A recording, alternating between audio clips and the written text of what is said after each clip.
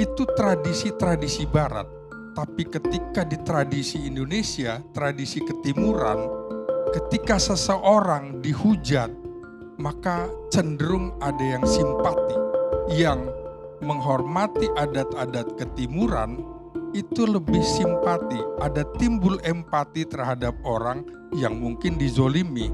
Maka dalam debat-debat itu akan bisa menampilkan siapa yang blunder, maka di situ akan ada yang mendapatkan keuntungan. Dan Ganjar saya kira belajar dari kesalahan debat pertama yang terlalu lunak, kemudian akhirnya dia pakai pola-pola menyerangnya di akhir, bukan di awal.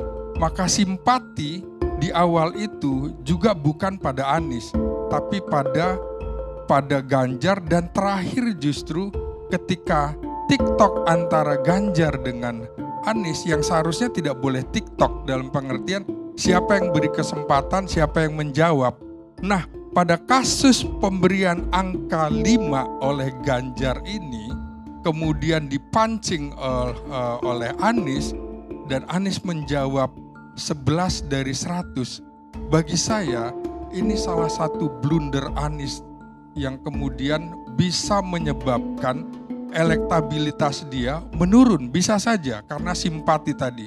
Padahal kalau kita lihat Prabowo Gibran adalah unggulan pertama dalam Pilpres kali ini karena Prabowo sudah memiliki 44 atau sampai 45% dalam Pilpres 2019 lalu, sudah punya modal awal, sementara Anies dan Ganjar belum.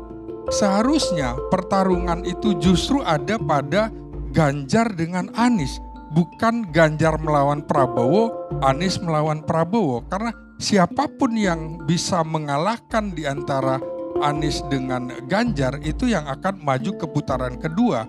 Karena di atas kertas Prabowo Subianto akan maju ke putaran kedua.